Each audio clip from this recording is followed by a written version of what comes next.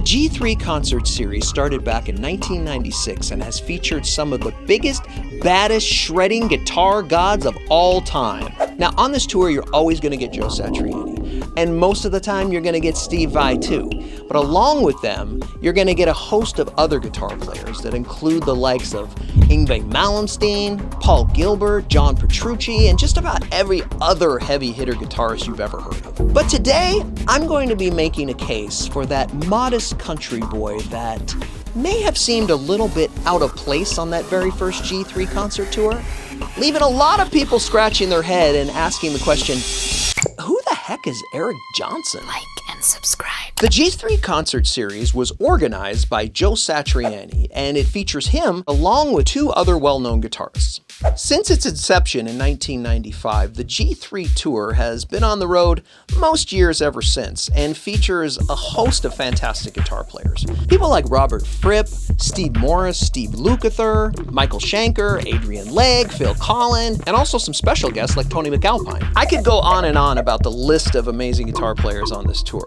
If you're a guitar enthusiast or you just love watching great guitar players play some great guitar, then I highly recommend you checking out this tour. There's tons of video of the G3 tour on YouTube that you can check out that highlights all of these amazing guitar players. The 96 North American G3 tour featured headliners Joe Satriani, Steve Vai, and the focus of this video, Eric Johnson. Now I'm going to be pitting all three of these players against each other in some videos here in just a few minutes. But I wanted to take a little bit of time to introduce you to Eric Johnson in case you're still scratching your head thinking to yourself, I don't really know who this guy even is. Born August 17, 1954, Eric Johnson is an American guitarist, composer, and vocalist. His 1990 album Avia Musicom was certified platinum by the RIAA.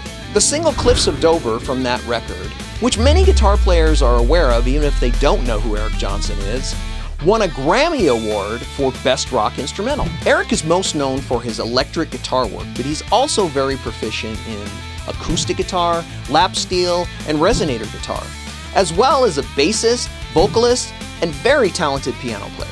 He plays many genres of music, including rock, blues, jazz fusion, soul, folk, new age, classical, and country. Man, he plays everything. Keyboard Magazine called him one of the most respected guitarists on the planet in 2006. And then, in 1984, this happened. I remember seeing this Austin City Limits performance of Cliffs of Dover and immediately reached out to my guitar teacher at the time and said, "Did you see that guy on TV last night? Eric somebody. I want to know how to play just like him. Let's go." Eric Johnson's first three major record releases, Tones, Avia Musicom, and Venus Isle, are pure guitar gold. Eric was definitely a guitar player to be reckoned with. But every time I brought up his name in conversation, people would be like, who? So did Eric Johnson really belong on that first G3 concert tour? With the likes of Joe Satriani and Steve Vai? Well, yeah, of course he did. He's an amazing guitar player. But the truth is, he really wasn't that well known in '96. Not only to the general public, but to the musical community as well. In '96, if you knew about Eric Johnson, but that wasn't everybody. When we saw the original bill for G3 come out, and we read the names on there, we saw Joe Satriani. Yes! And we saw Steve Vai. Yes! Yes! And then we saw Eric Johnson. Joe Satriani, Steve Vai, yeah! That's kind of how it went down. Okay, let's go ahead and pit these guys head to head, and then you can decide who reigns supreme amongst the original G3 guitarists. Or if Eric Johnson even belonged on the same stage as Joe and Steve. Let's start with Joe Satriani. Okay, first of all, that Chrome Boy guitar is freaking amazing. I love it.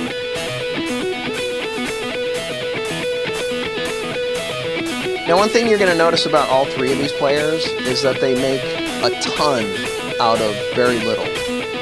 I mean, that's not to take away from their shredding abilities, but honestly, the best part about all three of these guys is what they can do with very little. I love just the melodic notes that they do. I love just the little bits that they do. See right there, those riffs there, they're not a whole lot, but man, he puts a lot of feeling into them. He does this run down the fretboard here at some point that is just awesome.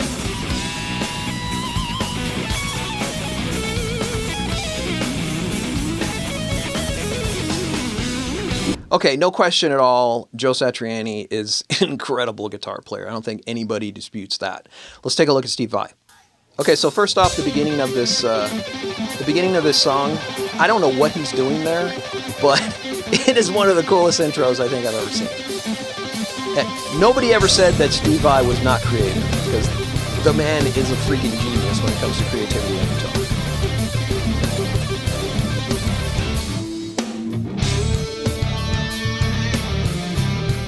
I think nobody emotes better than Steve either. I mean, God, you can just feel the notes coming out of his fingers. And, you know, it's all over his face. It's all over his body. It is so cool.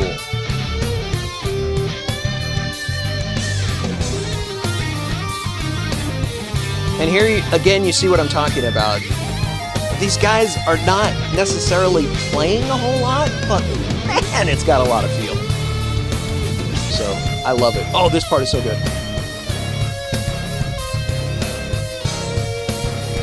What is that, like 6 notes? And it stabs you right in the heart. It's amazing.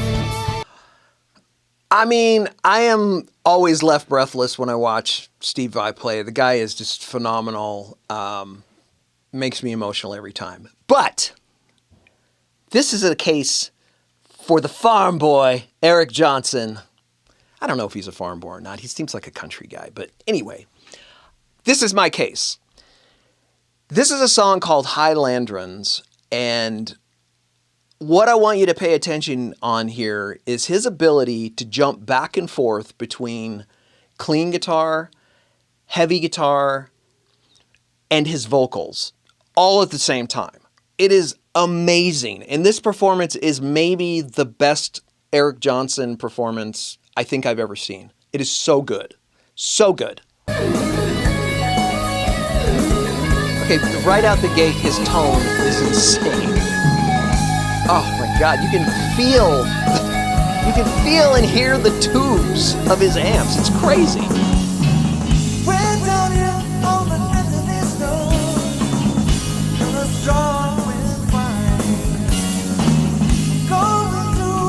And I don't know what it is about his voice. It is so smooth. Oh man, it's just great. Again, pay attention to the fact that this man is singing, he's playing solos, he's changing between clean and dirty guitar on the fly, and he's just locked in. It's amazing. I think he's got some kind of phaser going on when he's playing, because I always hear the slight wah, and I think that I totally stole that idea, because I love to have a phaser on low in the background when I play. It just makes the solos kind of pop out a little bit more.